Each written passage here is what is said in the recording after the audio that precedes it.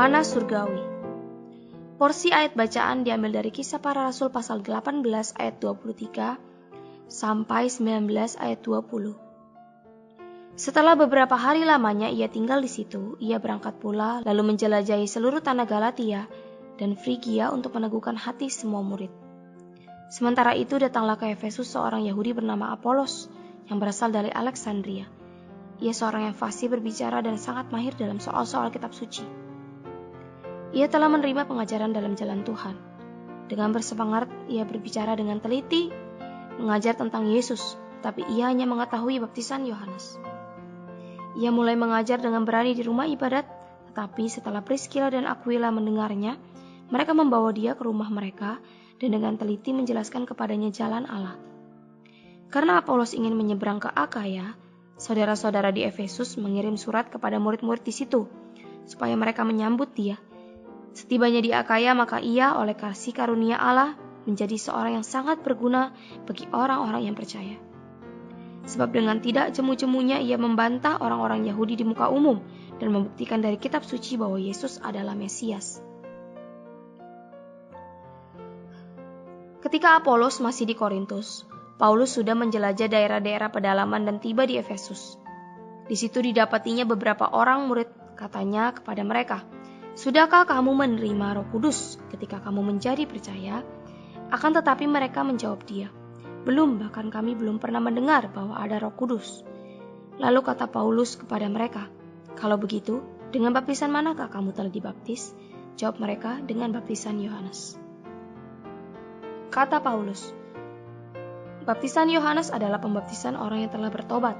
Dan ia berkata kepada orang banyak bahwa mereka harus percaya kepada Dia yang datang kemudian daripadanya, yaitu Yesus. Ketika mereka mendengar hal itu, mereka memberi diri mereka dibaptis dalam nama Tuhan Yesus.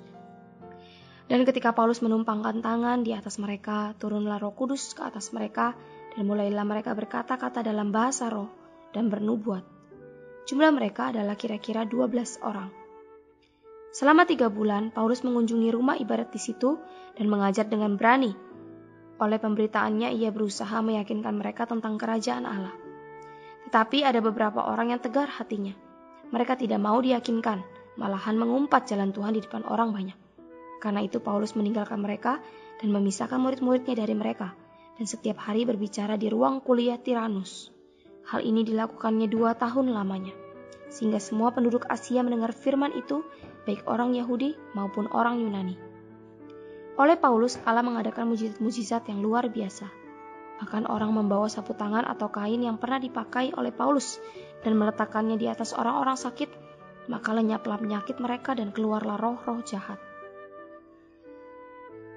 Juga beberapa tukang jampi Yahudi yang berjalan keliling di negeri itu mencoba menyebut nama Tuhan Yesus atas mereka yang kerasukan roh jahat dan berseru katanya, "Aku menyumpahi kamu demi nama Yesus yang diberitakan oleh Paulus." Mereka yang melakukan hal itu ialah 7 orang anak dari seorang imam kepala Yahudi yang bernama Skewa. Tetapi roh jahat itu menjawab, "Yesus aku kenal dan Paulus aku ketahui, tetapi kamu, siapakah kamu?" Dan orang-orang dirasuk roh jahat itu menerpa mereka dan menggagahi mereka semua dan mengalahkannya, sehingga mereka lari dari rumah orang itu dengan telanjang dan luka-luka. Hal itu diketahui oleh seluruh penduduk Efesus, baik orang Yahudi maupun orang Yunani. Maka ketakutanlah mereka semua dan makin termasyurlah nama Tuhan Yesus. Banyak di antara mereka yang telah menjadi percaya datang dan mengaku di muka umum bahwa mereka pernah turut melakukan perbuatan-perbuatan seperti itu. Banyak juga di antara mereka yang pernah melakukan sihir, mengumpulkan kitab-kitabnya lalu membakarnya di depan mata semua orang. Nilai kitab-kitab itu ditaksir 50.000 uang perak. Dengan jalan ini makin tersiarlah firman Tuhan dan makin berkuasa. Saudara-saudari, pagi ini kita membaca Kisah Para Rasul pasal 18 ayat 23 sampai pasal 19 ayat 20 yang menyajikan tentang perjalanan kali ketiga di mana ada 2 perikop, yaitu ke daerah Galatia dan Frigia pasal 18 ayat 23, datang lagi ke Efesus pasal 18 ayat 24 sampai pasal 19 ayat 20. Paulus berangkat lagi lalu menjelajahi seluruh tanah Galatia dan Frigia. untuk meneguhkan hati semua murid. Inilah perjalanan ministri Paulus kali ketiga, dimulai dari sini dan berakhir dalam pasal 21 ayat 17. Sementara itu datanglah ke Efesus seorang Yahudi bernama Apolos yang berasal dari Alexandria. Ia seorang yang fasih berbicara dan sangat menguasai kitab suci. Ia telah menerima pengajaran tentang jalan Tuhan. Dengan bersemangat ia berbicara dan dengan teliti ia mengajar tentang Yesus. Tetapi ia hanya mengetahui baptisan Yohanes.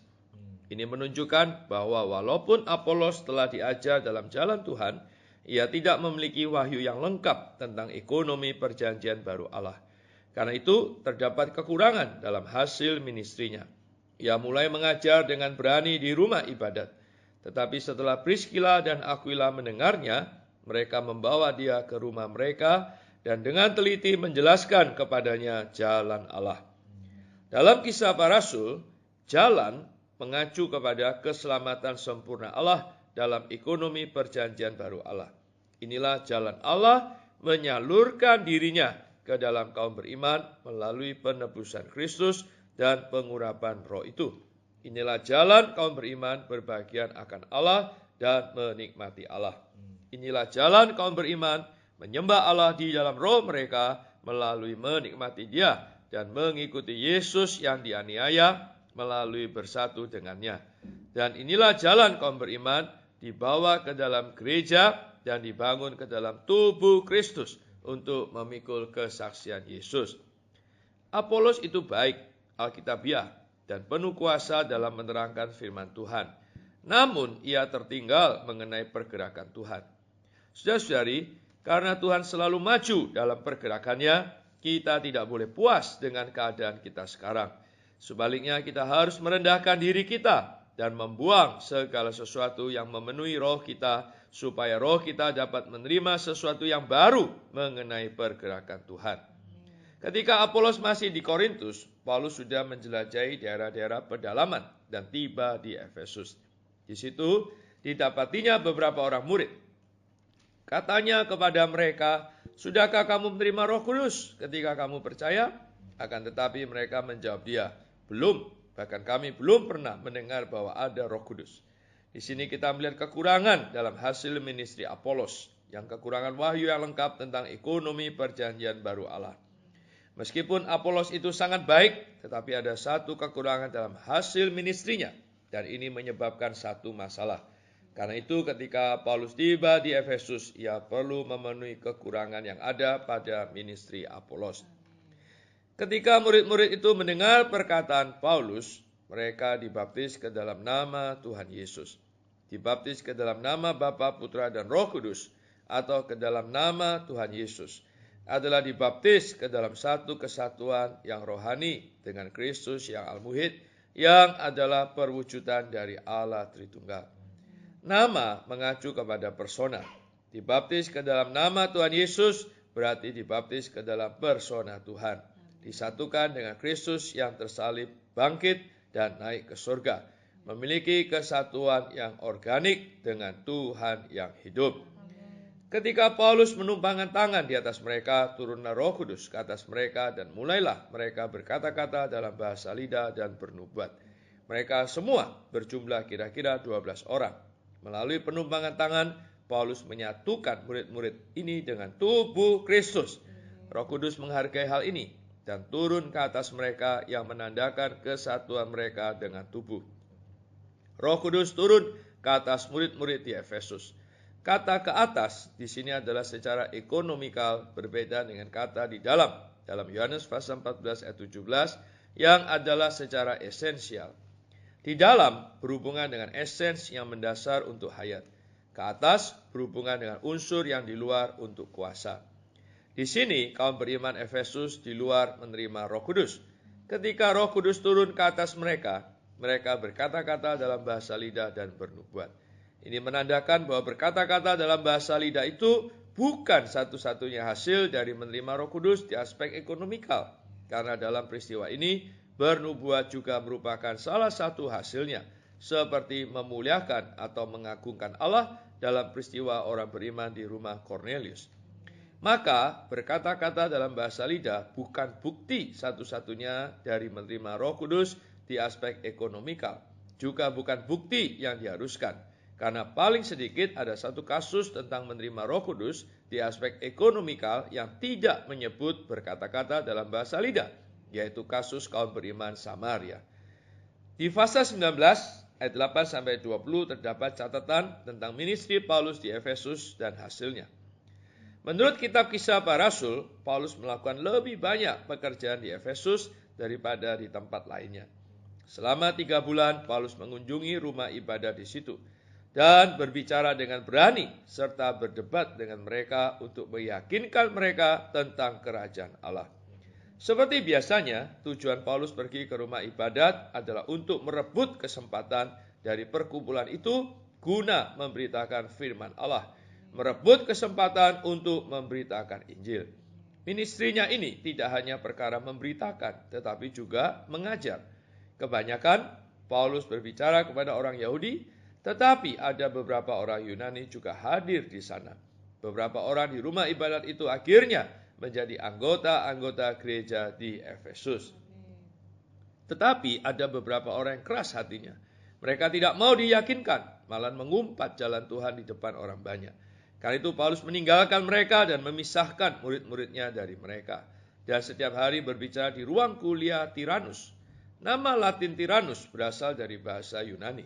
Tiranus mungkin seorang guru, dan Paulus telah menyewa ruang kuliahnya, menggunakannya sebagai tempat pertemuan terpisah dari rumah ibadat orang Yahudi yang menentang untuk memberitakan dan mengajarkan firman Tuhan, baik kepada orang-orang Yahudi maupun kepada orang-orang Yunani selama 2 tahun. Kisah Para Rasul pasal 20 ayat 31 menunjukkan bahwa Paulus berada di Efesus selama 3 tahun. Mungkin inilah alasannya Paulus dapat menuliskan surat kirimannya kepada orang-orang Efesus, yaitu kepada gereja Efesus. Gereja di Efesus adalah gereja yang telah menerima pendidikan yang paling rohani dari Paulus, karena ia tinggal di sana lebih lama daripada di tempat lainnya. Selama 3 tahun di Efesus, Paulus dapat merampungkan banyak hal dalam ministri rohaninya. Tuhan menghargai Paulus tinggal di Efesus dan sangat memakai dia. Ministrinya hebat dan banyak mujizat yang diadakan. Seperti pasal 19 ayat 18 dan 19 mengatakan tentang mereka yang pernah melakukan sihir, membersihkan hal yang lampau dengan spontan. Bahkan mereka mengumpulkan kitab-kitabnya lalu membakarnya di hadapan semua orang. Tujuan dari pembakaran ini adalah penyelesaian hidup lampau mereka yang penuh dosa dan setani. Nilai kitab-kitab yang dibakar itu adalah 50.000 uang perak. Karena setiap keping perak kira-kira bernilai upah untuk sehari, maka nilai kitab-kitab ini sangat tinggi. Meskipun demikian, mereka membakarnya di muka umum. Dengan kuat kuasa Tuhan, firman itu makin bertumbuh dan menjadi kuat. Mari kita berdoa. Tuhan, terima kasih untuk firman-Mu pada pagi hari ini. Tuhan, Kau selalu mengingatkan, Tuhan, bahwa Engkau adalah Tuhan yang selalu bergerak maju.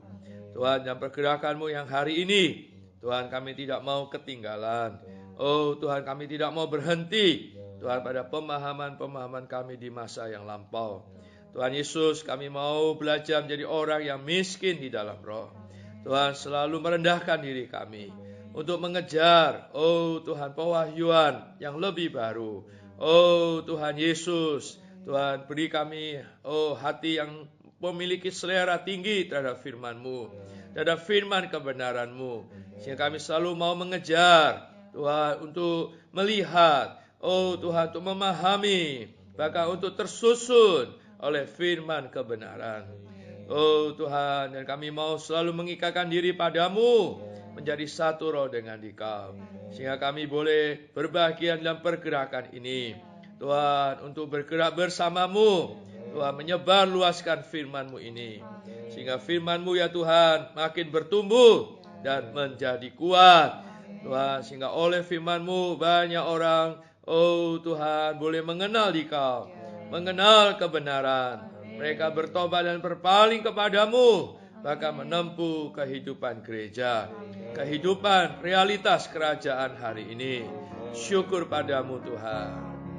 Setiap sidang bawa Kristus dan semua kelimpahannya, persembahkan kita pamer Kristus.